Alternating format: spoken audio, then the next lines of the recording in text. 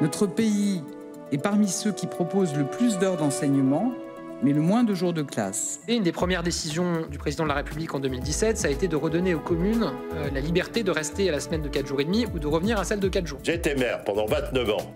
On a fait 3 réformes des rythmes scolaires. Il y en a une qui a été faite par Guy Druth à l'époque, ministre de la Jeunesse et des Sports. Dans l'éducation, il y a l'école, mais il y a aussi l'ensemble du périscolaire. La journée des enfants, entre le périscolaire le matin, la journée scolaire, la pause à midi, le périscolaire le soir, les enfants sont exposés à de longues journées.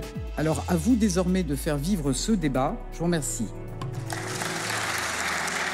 Et vous l'avez entendu, le débat sur les rythmes scolaires de nos enfants est rouvert.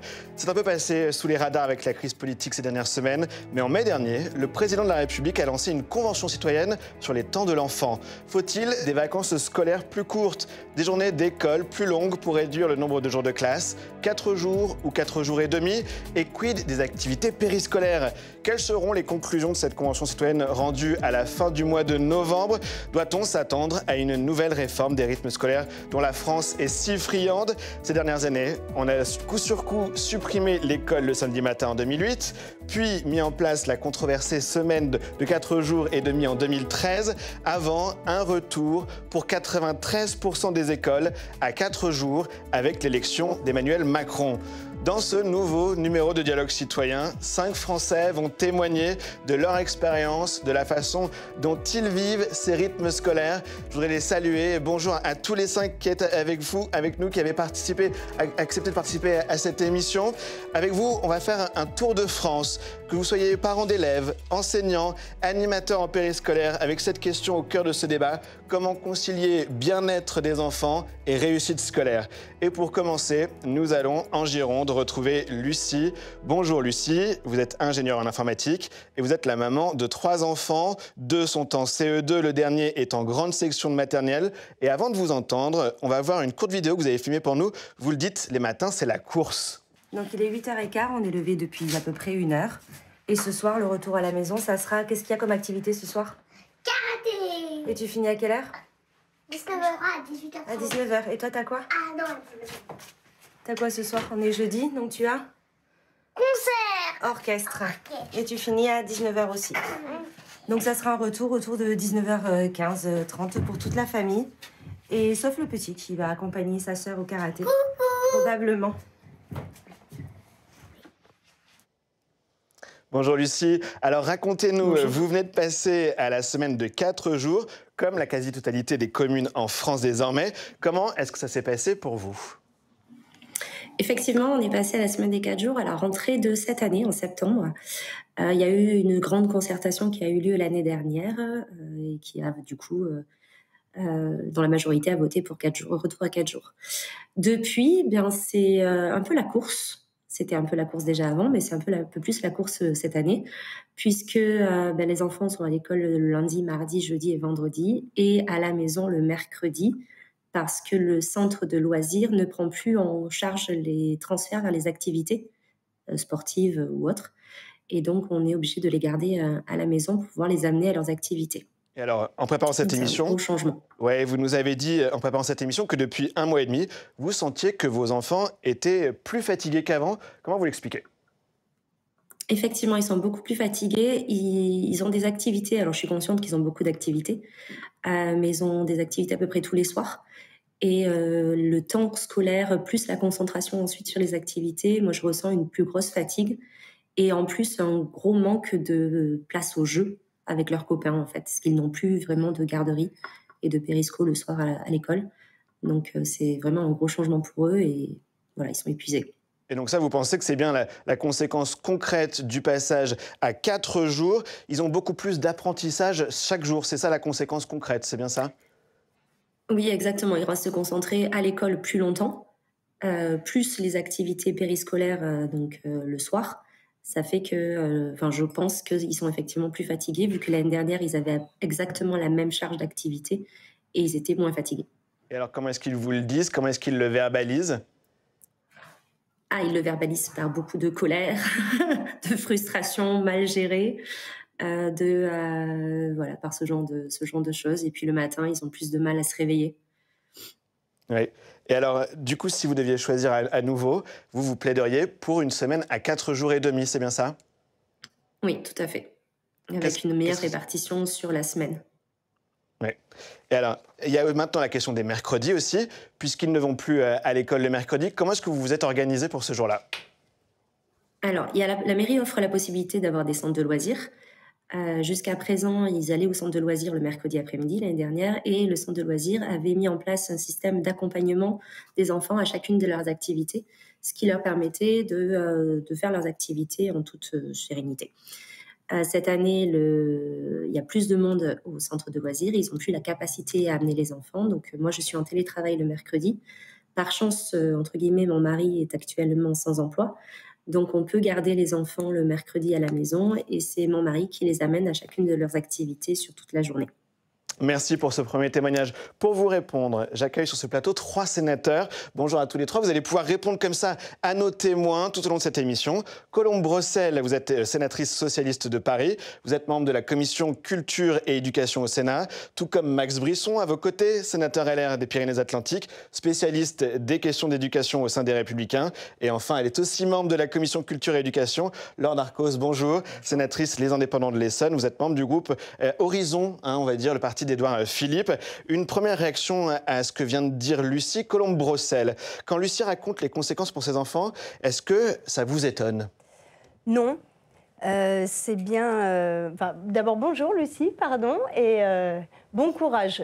Votre matinée me rappelait la mienne. Surtout ne pas oublier le sac de piscine, tout ça. Donc, bon courage. Exactement. Non, mais je trouve que c'est intéressant la façon dont vous posez, Lucie, le sujet. Comment est-ce que finalement, une organisation à l'échelle d'une ville, elle peut avoir un impact sur des vies personnelles et entraîner dans une course et entraîner des enfants dans un état où ils sont plus fatigués et donc certainement moins réceptifs, y compris à des apprentissages à l'école. C'était le choix qui était un choix, c'était resté à mi-chemin, quand la semaine de 4 jours et demi avait été mise en œuvre. C'était de dire 4 jours et demi pour répartir les apprentissages sur 5 demi-journées, pour que du lundi, mardi, mercredi, jeudi, vendredi, il y ait des apprentissages. La contrepartie, c'était qu'il fallait des activités périscolaires de qualité. Et donc, il fallait un coup de pouce financier pour les communes qui n'en avaient pas totalement les moyens.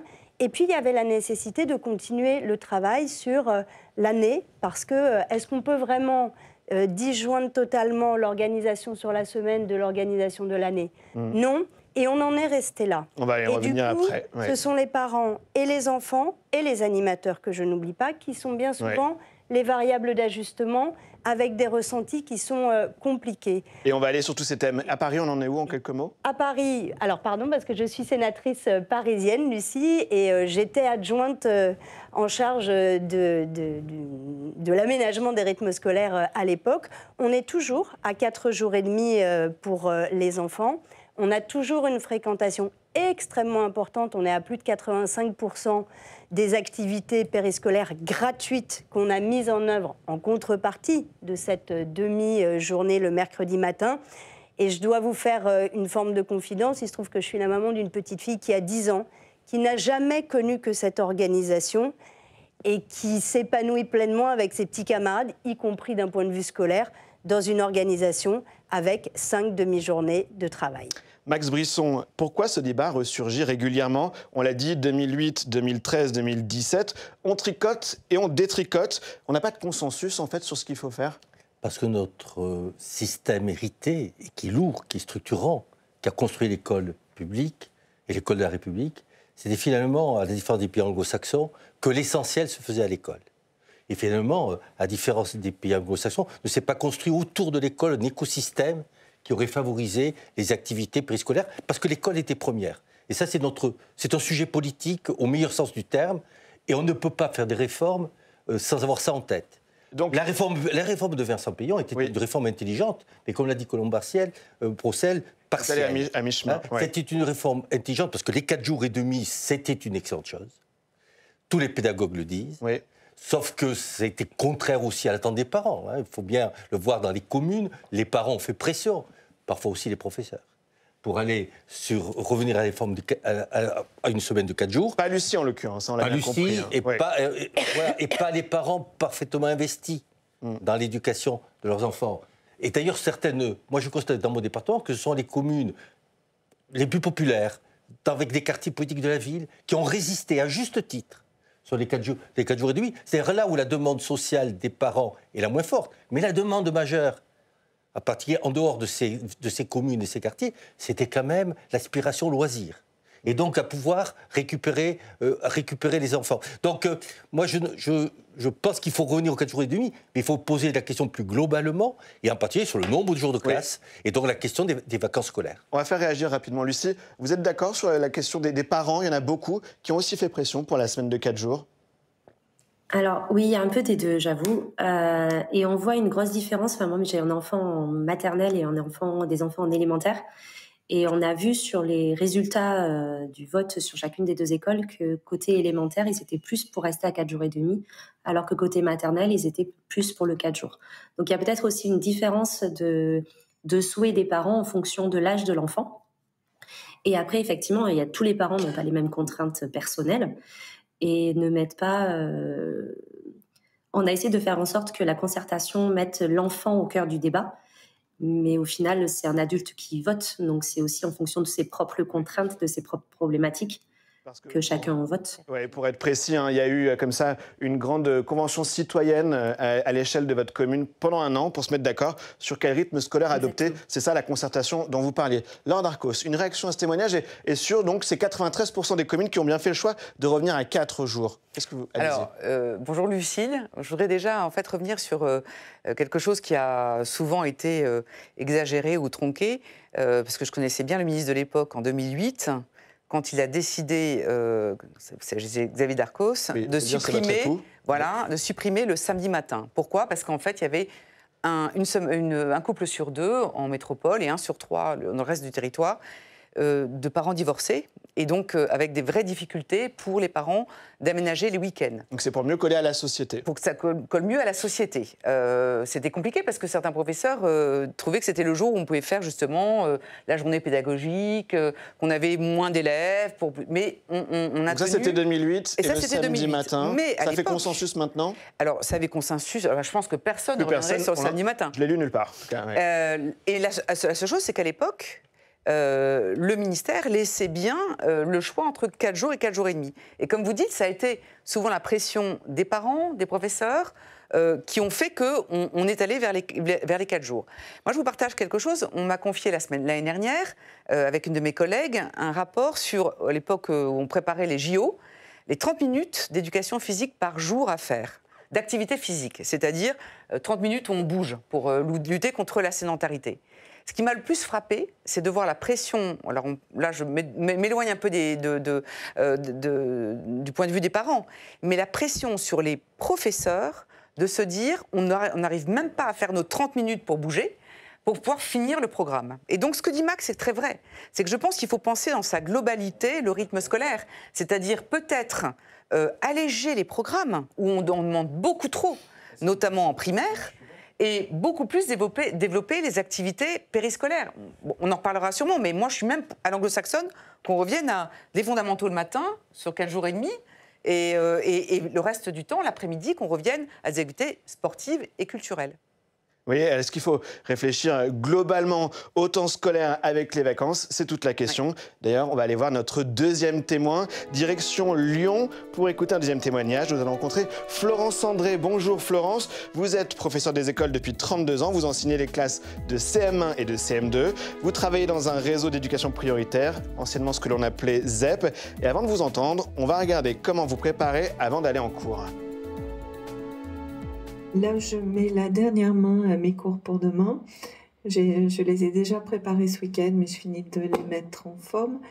Donc, j'ai prévu pour demain un questionnaire de lecture à partir d'un texte documentaire.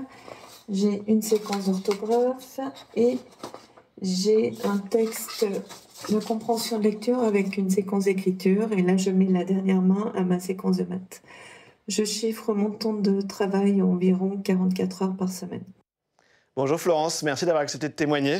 44 heures par semaine, on est loin des 24 heures d'enseignement réglementaire. Détaillez-nous, à quoi correspondent ces 44 heures? Alors, donc 24 heures d'enseignement, mais pour les enseignants, c'est 27 heures. Nous avons 3 heures par semaine d'APC et 2 temps de réunion. Et puis, préparation, correction et rencontre avec les parents. En fait, comment dire, notre mission est difficilement chiffrable. On sait qu'on doit faire plein de projets, on doit faire plein de choses, mais malheureusement, voilà, ça n'entre pas dans un cadre très, très précis. Donc, voilà, moi, je chiffre à 44 heures. J'ai de l'ancienneté. Je pense que des collègues plus jeunes travaillent plus que moi. Les chiffres du ministère me rejoignent à peu près, c'est entre 42 et 45 heures par semaine. Oui, et l'un des débats posés par le président de la République, c'est les rythmes scolaires, le raccourcissement des vacances. Et Florence, est-ce que vous seriez prête, vous, à raccourcir vos vacances pour étaler les jours d'école? C'est très compliqué. J'entends les arguments. Je voulais quand même signaler que les professeurs des écoles travaillent aussi pendant leurs vacances. On travaille les petites vacances. Moi, je travaille à peu près la moitié des petites vacances. L'été, on termine donc début juillet. On prend tous généralement quelques jours pour ranger notre classe. Et la semaine, enfin, nous avons un jour de pré-rentrée, mais en général, nous y sommes tous une semaine avant. Donc, en fait, nos vacances ne correspondent pas aux vacances scolaires sur le papier. Alors, voilà. Allons-y, mettons les pieds dans le plat. Est-ce que vous seriez prête à raccourcir vos vacances? Qu'est-ce que, voilà, on sait que la profession est contre. Ça me paraît difficile. Vraiment, ça me paraît difficile parce que, oui, je travaille, donc on a 16 semaines de vacances scolaires, ça paraît beaucoup. On travaille facilement 8 semaines. Oui. Et alors, est-ce qu'avec les rythmes scolaires, que ce soit sur la semaine ou dans l'année avec les vacances, on pense toujours au bien-être de l'enfant en premier avec ces réformes? Qu'est-ce que vous en pensez? Oui. C'est très, très compliqué. Donc, nous sommes sur le terrain. Moi, je vois que ce qui fatigue surtout les enfants, c'est la collectivité. Enfin, c'est mon sentiment. Je parle en mon nom propre. Voilà. Évidemment que le bien-être de l'enfant doit être au cœur du système éducatif. Ça, c'est sûr. Donc, quand il y a eu la réforme et où nous sommes passés à 4 jours et demi, je n'ai pas noté un bien-être supérieur pour les enfants. Je les ai trouvés tout aussi fatigués qu'actuellement. Oui, ce que vous voulez dire par moment de collectivité, c'est-à-dire les pauses déjeuner à la cantine, les récréations, tous ces moments où ça gesticule dans les couloirs aussi. Pour vous, c'est ça qui fatigue beaucoup les enfants? Voilà. Le bruit, les enfants sont en groupe, en collectivité, de 8h moins le quart pour ceux qui vont au périscolaire le matin jusqu'à 18h. Ça fait des journées de plus de 10 heures de collectivité, dans le bruit, dans les sollicitations, et c'est énorme pour eux. Voilà. Allez. Moi, encore une fois, je parle en mon nom propre, mais je trouve que c'est surtout ça qui fatigue les enfants. Alors, il y a beaucoup de sujets dans ce que vous venez de nous dire, je vous remercie. Max Brisson, qu'est-ce que vous pensez de l'idée de raccourcir? On voit qu'il y a une réticence de la part des enseignants. Qu'est-ce que vous en pensez quand on voit aussi le travail réel fourni et les enseignants qui, parfois, font 44 heures par semaine, loin du cliché? Oui, je ne conteste pas ce que vous avez dit, bien au contraire. Et je peux en témoigner, lorsque, au début juillet, je rencontre des mères, souvent ils me conduisent vers l'école et en effet, le professeur des écoles, la directrice ou le directeur sont toujours là pour préparer la rentrée qui vient, pour ranger, pour faire le bilan de l'année. Donc moi, je peux témoigner comme sénateur d'avoir vu ce que vous venez de nous raconter très, très largement. Raccourcir les vacances. Alors, raccourcir les vacances. On peut peut-être discuter sur les grandes vacances d'été qui sont quand même relativement longues si on les compare.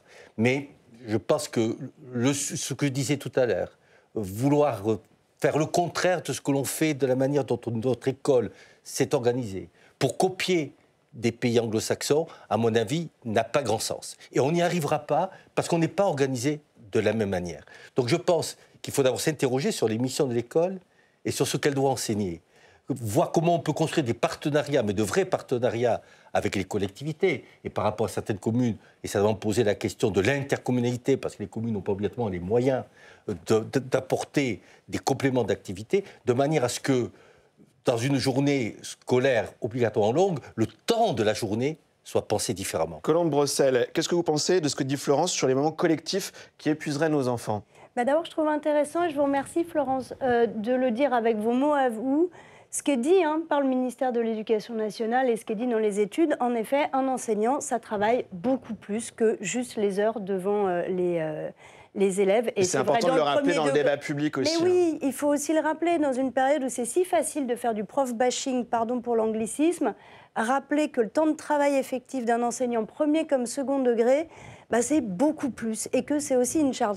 Moi, je vais vous dire le fond de ma pensée. Et les temps collectifs, ouais. Est-ce que ça peut fatiguer davantage les enfants, comme le dit Florence? Mais évidemment, avoir un enfant qui est... Mais la vraie vie, c'est des parents qui travaillent, c'est des couples biactifs, c'est des familles monoparentales. Et donc la responsabilité qui est posée, et c'est très compliqué, c'est d'arriver à se dire quel est le meilleur point d'équilibre, en effet, pour la meilleure réussite scolaire personnelle des enfants. Mais on vit dans un monde dans lequel, oui, les deux parents travaillent. On a 30% de familles monoparentales dans notre pays et ce sont à 83% des femmes seules qui élèvent leurs enfants. Donc oui, les enfants, ils ont besoin d'être en collectivité. Dans tous les sens. Évidemment. Mais je veux juste dire une chose. Allez-y. Je ne vois pas comment on pourra emmener les enseignants sur le fait de réduire leurs vacances parce qu'on leur collerait une étiquette en disant « oh là là, ils en ont trop », alors qu'on a les profs, globalement, les moins bien payés en Europe, avec les classes les plus chargées en Europe. À vous entendre, on touche à rien. On reste... Non, je dis qu'il faut tout faire. Et je dis que si on veut entraîner les communautés éducatives, alors on doit bien considérer nos enseignants. Oui. Et ça passe aussi par ça. Laure Darcos, les professionnels du tourisme qui sont aussi vent debout contre cette idée de raccourcir les vacances scolaires. Est-ce qu'il faut, voilà, on le dit, aussi entendre les arguments économiques, les arguments des parents, les arguments des profs? Voilà, il y a beaucoup d'arguments à concilier, en fait, sur ces réformes. Oui, là où je suis tout à fait d'accord avec ma collègue Colombe, c'est que c'est un peu facile de retomber sur les professeurs. Et je pense qu'en effet, leur temps de préparation, moi j'ai une sœur qui est institutrice, je vois bien que c'est beaucoup plus compliqué. Je ne pense pas d'ailleurs forcément les vacances scolaires, mais les vacances d'été. Mais vous voyez, les vacances qu'on appelait d'automne ou de Toussaint, elles étaient de 10 jours, elles sont aujourd'hui de 15. Enfin, il y a peut-être quand même quelques aménagements à faire. Ne serait-ce que parce que, comme l'a dit aussi Colombe, il y a aussi un problème de garde. C'est comme le disait la précédente interlocutrice. Quand vous pouvez avoir un parent à la maison, alors malheureusement, soit parce qu'il est au chômage, soit parce que la maman peut s'arranger, c'est très bien. Mais il y a de vraies difficultés à caser, entre guillemets, excusez-moi l'expression, les enfants. Enfin, on le voit bien même l'été. Les parents ne prennent qu'un jour et en fait, souvent, ça retombe sur des grands-parents s'ils sont là, si ce n'est des centres de loisirs.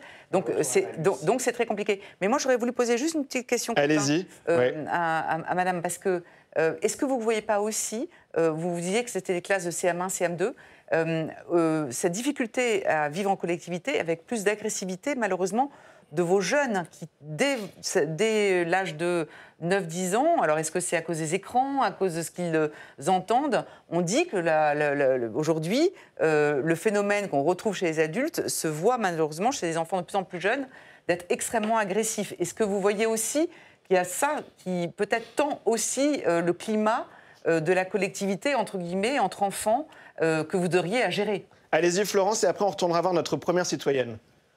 C'est un vaste sujet que vous évoquez.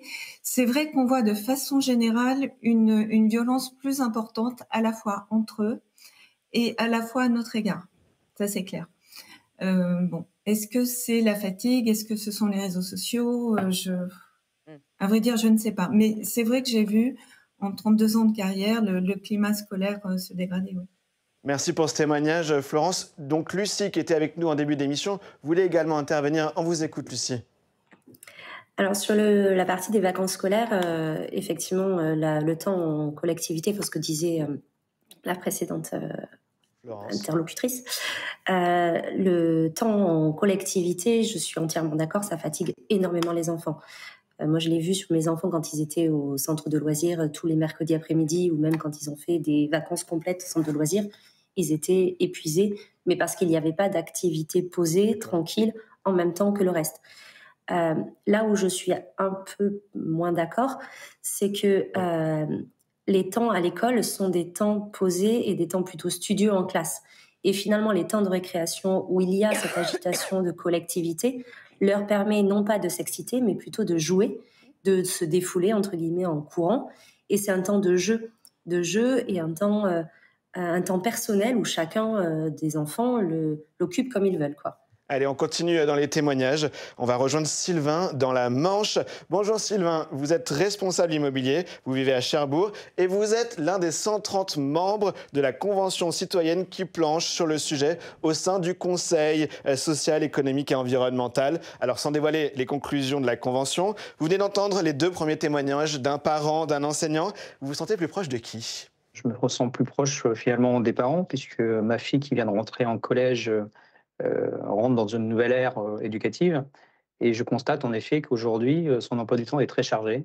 Elle commence le matin à 8h avec tout un lot de cours du socle commun, le français, l'anglais, les mathématiques, tout ça regroupé le matin. Et l'après-midi, on recommence aussi sur ce même commencement, ce qui fait qu'en fait, elle a des journées très, très, très chargées. Oui, c'est ça. Voilà. En préparant cette émission, vous nous avez dit on impose des rythmes de cadres, de salariés cadres à des enfants. Et d'ailleurs, c'est exactement ce que nous dit aussi Raphaël, qui nous a écrit sur les réseaux sociaux depuis Étampes. Il dit l'école, le collège ou le lycée font débuter les cours aux alentours de 8h. À la campagne, ça peut dire se lever très tôt. Mon fils a 14 ans et est en seconde. Il a préféré aller à l'internat. L'école s'est adaptée au rythme des entreprises. Mais les jeunes et les adolescents subissent dans leur corps et leurs esprits ce manque de sommeil qui nuit grandement à leur capacité d'apprentissage. Vous le dites, les cours commencent trop tôt, par exemple. Oui, tout à fait.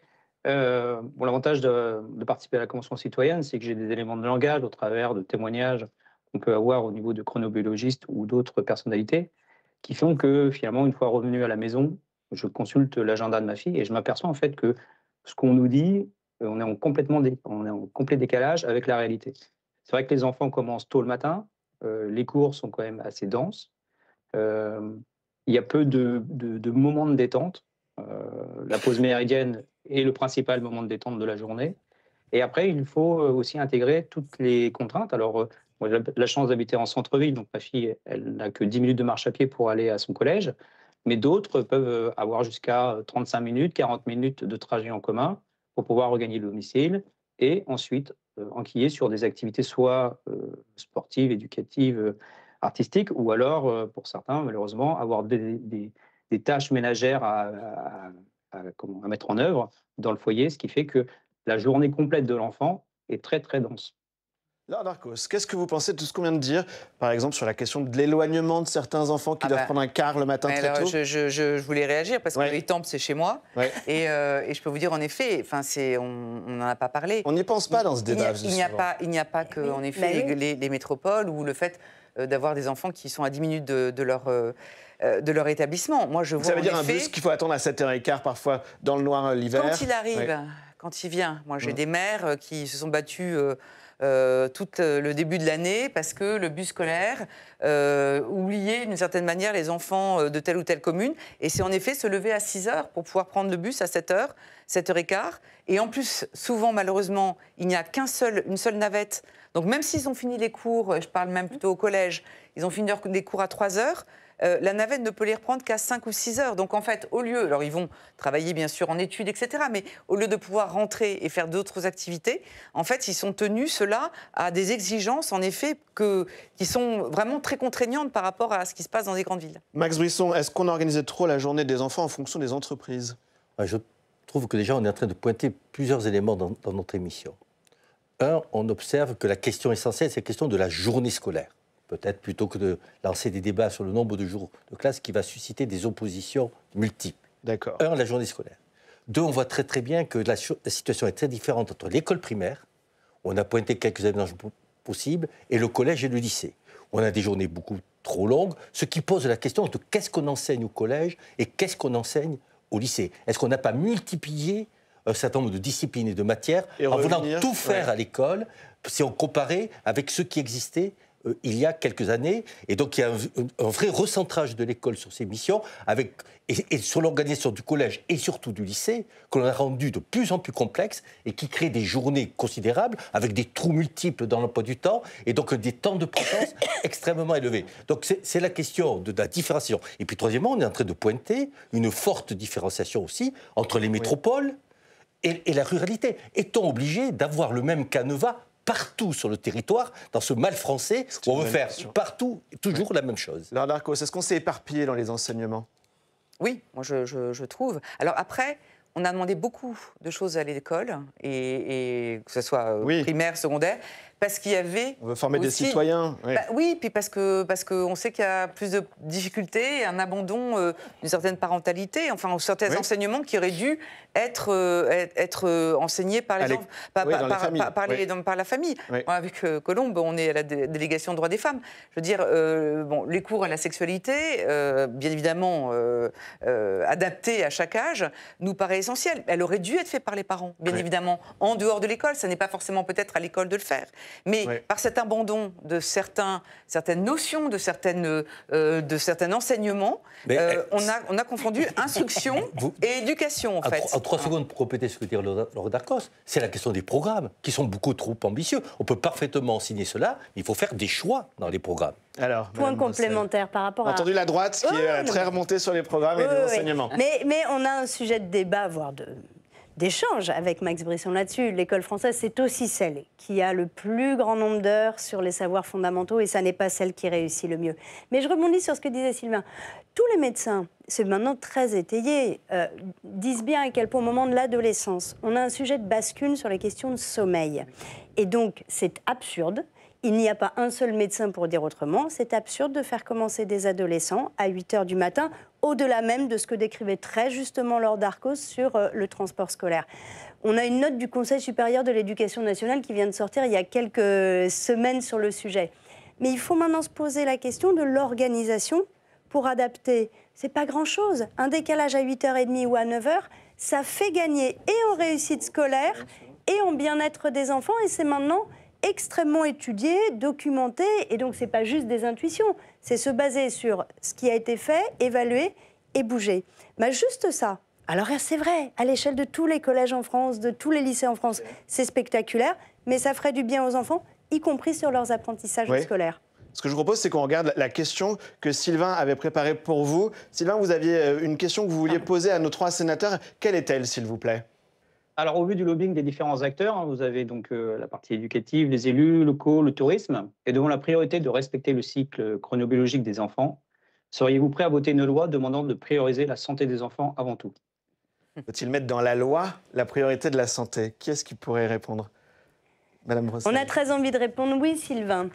Non, mais par principe, par nature, et puis on regarde la nature de nos échanges, et je n'engage pas mes collègues, mais je n'ai pas l'impression qu'ils bondiraient de leur siège.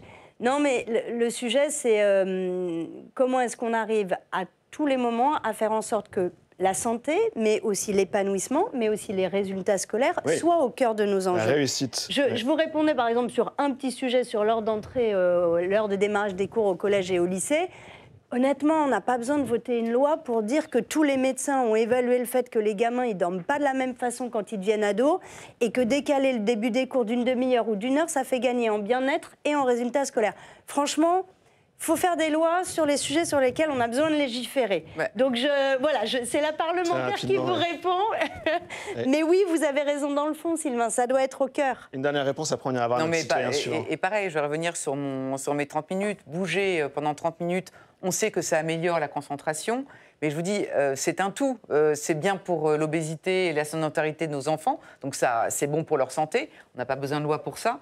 Mais on est à ce moment-là confrontés au traumatisme des professeurs et de leur stress de ne pas pouvoir terminer leur programme à temps si on leur ajoute 30 minutes dans la journée. Et puis, on va parler aussi des réseaux. Enfin, je veux dire, il faut aussi que les parents acceptent, pour la santé des enfants, de lire plutôt un livre le soir plutôt que de regarder leurs réseaux sociaux, Snapchat ou TikTok, avant de dormir. Voilà, je pense que c'est un tout, mais ça ne passe pas forcément par la loi. En tout cas, avec cette discussion sur les rythmes scolaires, s'ouvre également un débat sur les activités périscolaires. Je vous propose de partir à Poitiers à la rencontre de Samir Steini. Bonjour Samir, vous êtes chargé de mission pour la Ligue de l'enseignement de la Vienne. Vous aussi, en fait, en quelque sorte, vous êtes un enseignant à votre manière, mais vous enseignez auprès des éducateurs et directeurs des sections périscolaires. On regarde des images de formation, des images que vous avez tournées pour nous la semaine dernière. Je m'appelle Samir Steini, je travaille pour la Ligue de l'enseignement et pour l'ACCEP. J'interviens auprès de différents publics, notamment auprès des publics périscolaires, qu'on accompagne sur leurs différents temps pour qu'ils puissent animer au mieux ces temps et avoir un vrai rôle d'éducatrice et d'éducateur auprès des enfants. Donc nous sommes convaincus que ce poste d'anime périscolaire a vraiment de l'avenir et qu'il faut vraiment réformer tout ça pour arriver vers une vraie professionnalisation de ce métier. Bonjour Samir, merci de nous avoir rejoints.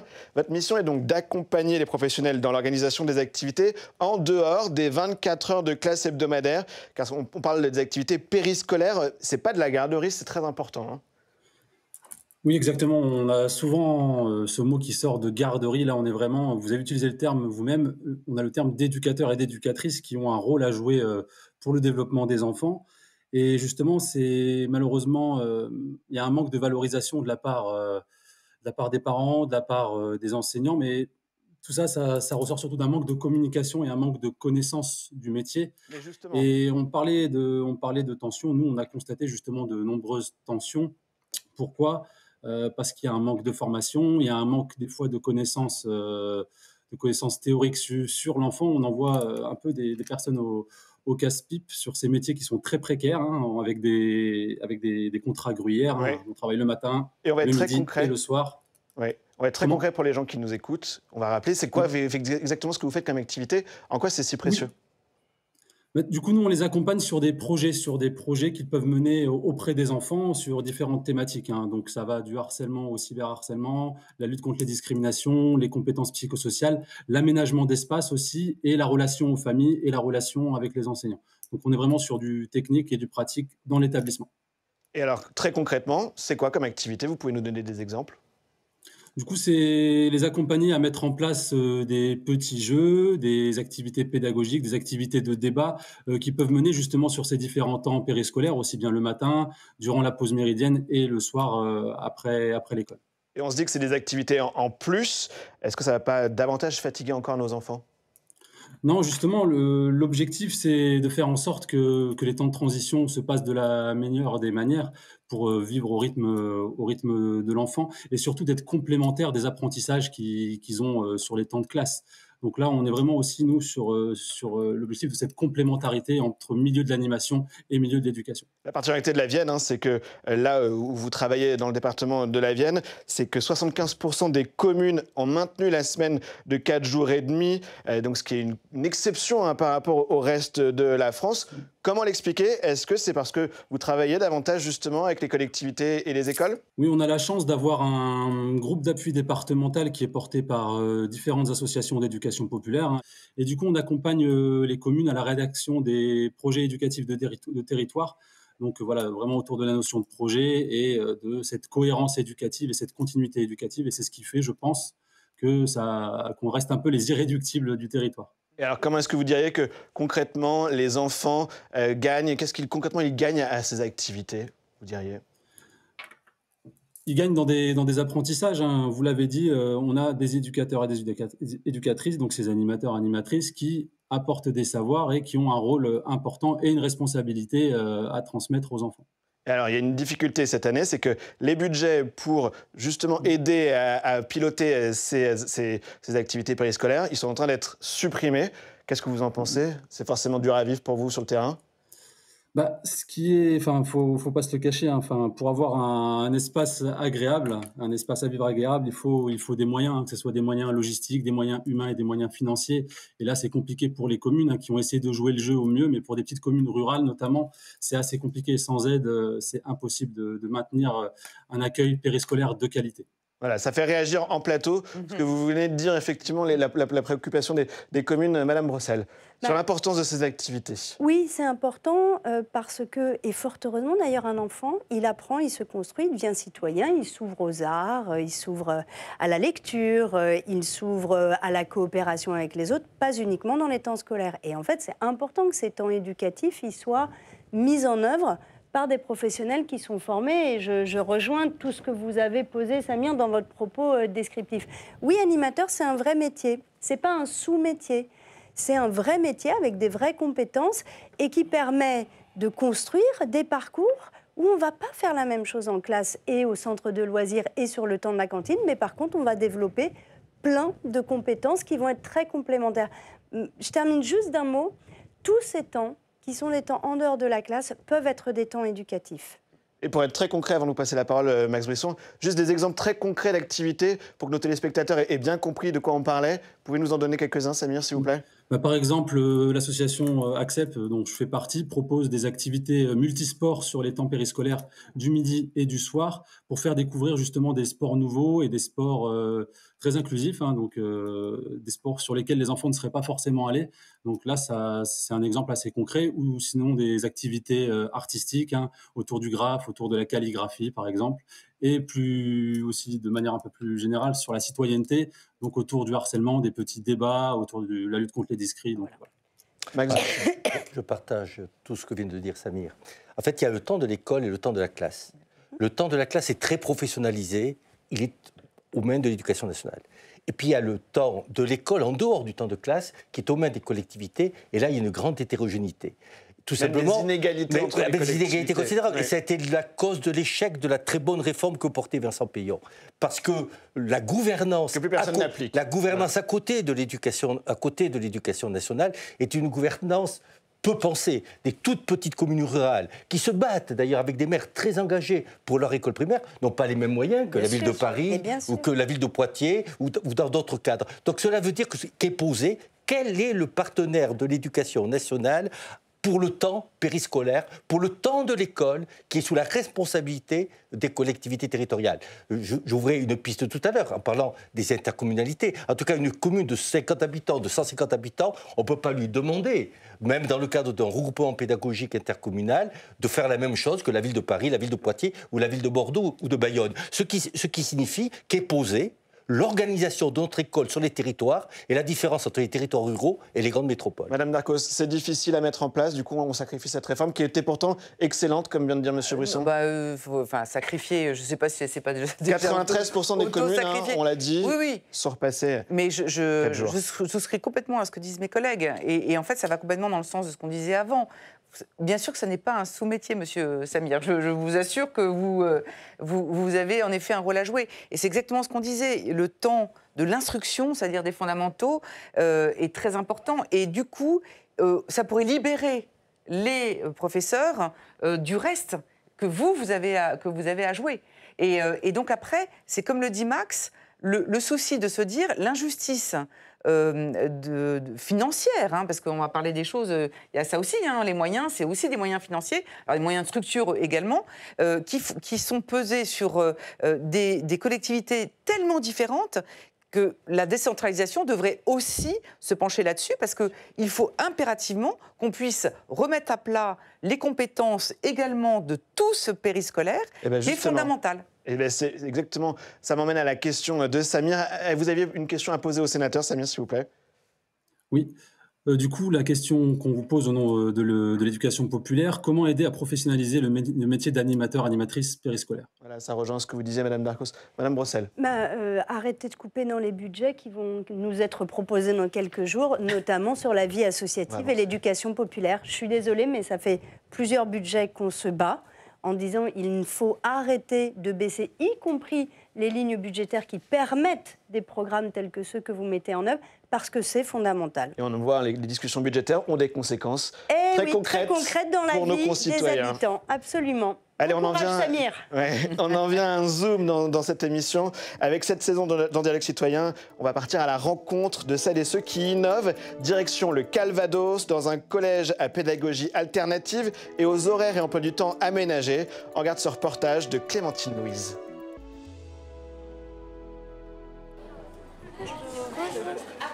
La journée commence aux aurores pour Céleste. Élève en classe de 4e, son premier cours est à 8 h. Là, on est parti pour un cours de 1h30. Au début, on trouvait ça un peu long, mais au final, on s'est habitué et maintenant, c'est pas trop dur. Dans cet établissement, la plupart des cours durent 1h30. Un rythme aussi bien apprécié par les élèves que par les professeurs. 1 heure, souvent c'est 50-55 minutes et c'est un peu la course entre le moment où ils arrivent, le moment où on fait l'appel, le moment où on se met en route et puis après on se met en mode turbo pour finir ce qu'on a prévu. Alors qu'1h30 se permet à certains moments de décélérer un petit peu. Céleste n'a que 2 cours le matin, car à 11 h, c'est déjà la pause déjeuner. Ici, les élèves mangent plus tôt pour éviter la fringale de la fin de matinée. On a décidé que les élèves devaient ne pas travailler de 8 h en gros à 11 h le matin, en estimant que la dernière heure de 11 h à midi, traditionnellement, est une heure assez inefficace, parce que les enfants sont fatigués, les enfants ont faim, les enseignants aussi. Et puis l'idée, c'est de terminer tout ce qui est cours traditionnel à l'emploi du temps, français, anglais, mathématiques, enfin tout ce qu'on peut imaginer de traditionnel, de l'arrêter à 14 h. Et à 14 h, on se concentre sur d'autres activités, des activités d'expression, des ateliers d'entraide. À partir de 14 h, Céleste a un temps de bilan. Avec quelques élèves de sa classe, elle revient sur les difficultés de la semaine et prépare la suivante. Puis à 15 h 15, ça y est, la journée est déjà terminée. On a l'impression qu'on est au début, qu'on est juste au début de l'après-midi alors qu'on a déjà eu plusieurs cours. Et du coup, c'est un peu chouette, on a l'impression de profiter vraiment pleinement de notre après-midi. Le collège-lycée expérimental accueille chaque année en moyenne 350 élèves. La plupart ont quitté les bancs de l'école traditionnelle pour une pédagogie un peu différente. Et on va rencontrer donc un enseignant, un professeur de ce collège-lycée. Bonjour Fabien Tesson, vous êtes professeur agrégé d'histoire-géographie. Votre établissement existe depuis 1982 et c'est tout un réseau d'ailleurs d'établissements scolaires qui font de l'innovation dans la pédagogie. Et donc nous, on a suivi Céleste en 4e. Ces journées sont plus courtes. C'est important quand on est adolescent, vous croyez ? Oui, tout à fait. C'est extrêmement important quand on est adolescent. C'est important d'ailleurs de façon générale d'avoir des journées qui soient bien organisées. Effectivement, j'ai beaucoup écouté les débats depuis tout à l'heure.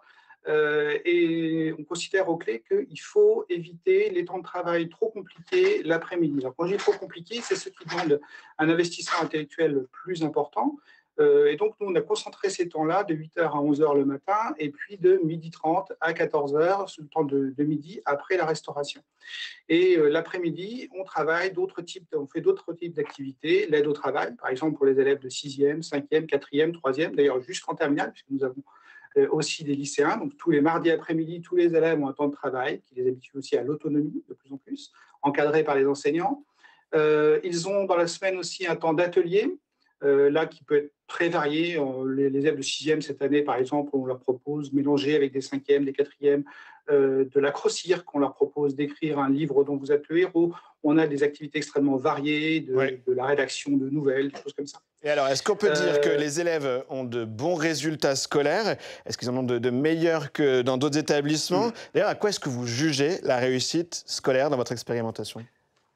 Alors, la réussite scolaire, elle est toujours très relative. Disons que si on prend les résultats au bac de l'année dernière, nous, par exemple, c'est 96% de réussite, ce qui est dans la moyenne nationale.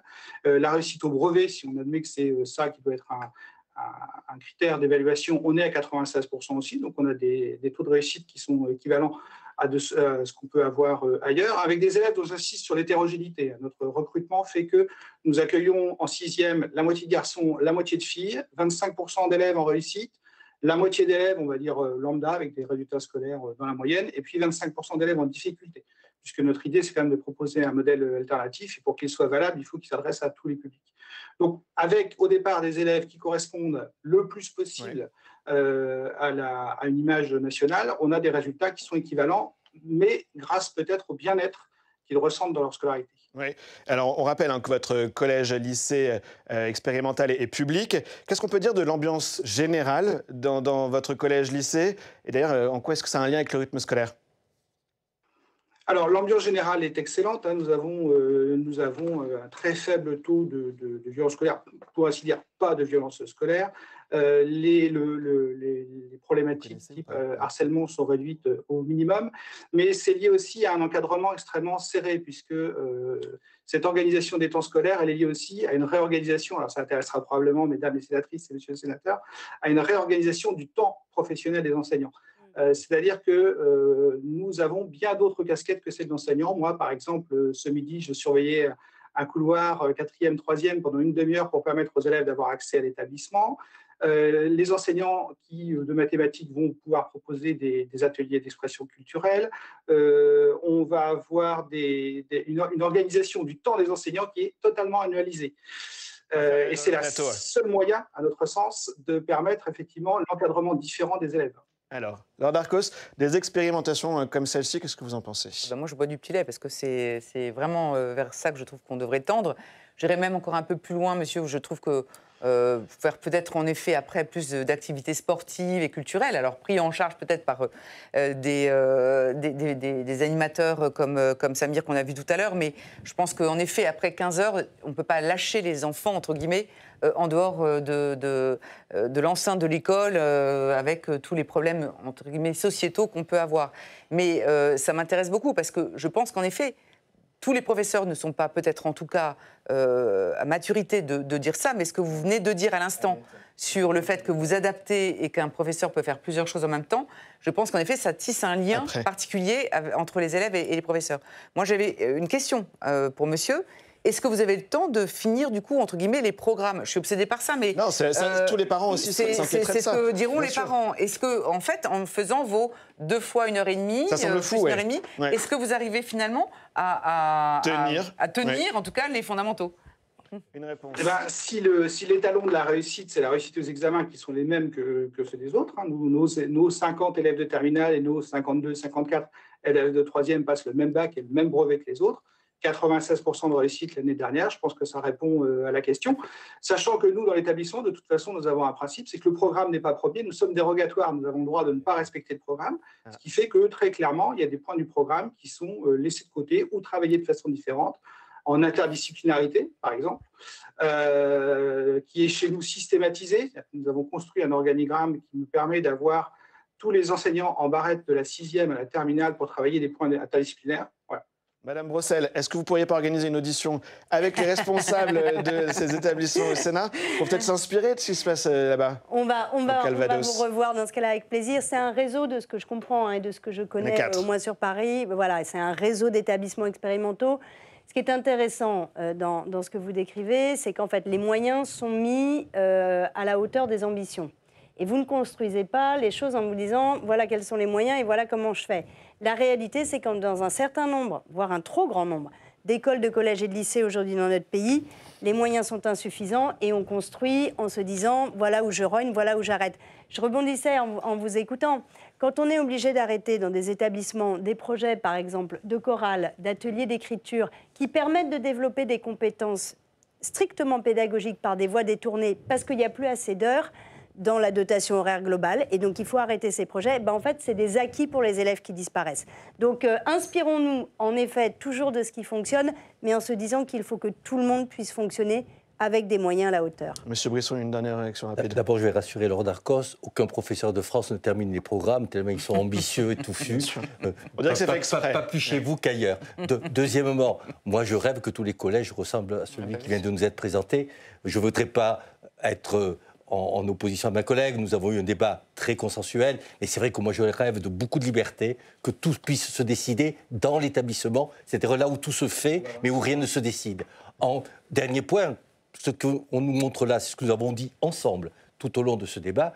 La question du rythme scolaire de notre pays, c'est d'abord une question de la journée, et ça vient d'être montré. On peut, dans une journée scolaire, l'organiser totalement différemment. Allez, il nous reste 2 minutes dans cette émission. Une fois n'est pas coutume, on va retourner voir un de nos citoyens, Sylvain, pour finir en parlant un peu de la Convention citoyenne qui se termine à la fin du mois prochain. Sylvain, c'est au total 7 sessions de 3 jours que vous allez avoir fait depuis le printemps jusqu'à fin novembre pour rendre votre rapport. Est-ce que cette émission a pu vous aider dans vos convictions sur le sujet ? Alors, tout à fait. Je suis content d'avoir entendu finalement tout le monde s'exprimer. Je retrouve des éléments de langage que nous retrouvons dans la Convention. Je peux vous rassurer que plusieurs de vos thématiques que vous avez pu exposer sont bien pris en compte dans la Convention citoyenne. et vont tendre vers des propositions qu'on fera au gouvernement d'ici la fin de l'année. Oui. Gouvernement qui pourra ou pas utiliser ces mesures pour les adopter ou pas. Et alors, est-ce que vous avez un message adressé à des législateurs, en l'occurrence les parlementaires, qui pourront s'emparer ensuite de votre rapport? Qu'est-ce que vous aimeriez qu'ils en fassent de ce rapport exactement? Qu'ils reprennent tout? Alors, on a énormément travaillé sur différentes thématiques, donc il y a beaucoup de travail, beaucoup de données. Je pense que dans un premier temps, il faudra focaliser énormément sur ce qui apporte plus facilement de la plus-value à l'enfant en ayant des mesures assez rapides, sans aller vers des textes de loi, comme Madame la sénatrice le proposait tout à l'heure. Et après, on sera à disposition du gouvernement et du Parlement pour échanger sur des thématiques plus précisément et trouver d'autres solutions, d'autres alternatives. Madame Mais Brossel. il faut absolument travailler. Merci. Il faut absolument travailler sur le... Pardon. Allez-y. Oui. Allez-y, Sylvain. On va travailler dessus en disant que les enfants sont au cœur de ce qu'on doit mettre en place et de ce qui doit être organisé pour leur bien-être et pour leur réussite. Donc, merci par avance à vous. On suit vos travaux de l'extérieur. On a été auditionnés comme parlementaires et on sera, je crois, tous très heureux de pouvoir avancer sur la base de vos préconisations. Monsieur Brisson, un dernier mot. J'espère bien sûr qu'on aura des préconisations intéressantes. Mais je trouve déjà que dans notre émission, on a mis suffisamment de choses sur la table pour faire déjà une grande réforme des rythmes scolaires qui n'aura pas besoin de loi, mais simplement d'un ministre volontariste. Ça ne s'appelle pas Dialogue Citoyen pour rien, cette émission. Madame Darcos, le mot de la fin. Bah écoutez, cher monsieur, les conventions citoyennes n'ont pas véritablement un engouement chez moi très très fort. Je trouve que la vôtre, la thématique est très intéressante. Simplement, je vous en conjure, ne pensez pas que tout est législatif. Je pense que ça sera très intéressant de pouvoir voir vos conclusions. On regarde ensemble s'il y a des choses à améliorer sur le plan législatif, mais c'est surtout après, j'imagine, à l'Éducation nationale qu'on va regarder ça de près et dans les collectivités locales qui auront besoin d'être accompagnées. Merci, c'est la fin de cette émission. Merci à nos Françaises et Français qui ont accepté de participer à ce débat. Merci à tous les trois en plateau. Un grand merci aussi aux équipes techniques et éditoriales qui ont permis de réaliser ce dialogue citoyen. Notre émission qui est à retrouver sur publicsénat.fr et également, vous le savez, en podcast sur toutes les plateformes. N'hésitez pas à nous suivre aussi sur les réseaux sociaux pour réagir aux prochains thèmes de l'émission. À très vite sur Public Sénat. Le débat était intéressant et puis en plus là on est vraiment sur un sujet qui est apolitique, donc c'est bien de voir que tout le monde s'investit sur cette thématique des temps de l'enfant, peu importe l'étiquette politique. J'ai trouvé ça très très constructif et très intéressant et devant la bienveillance, c'était plutôt très agréable. Je vous remercie de cette émission, ça redonne confiance.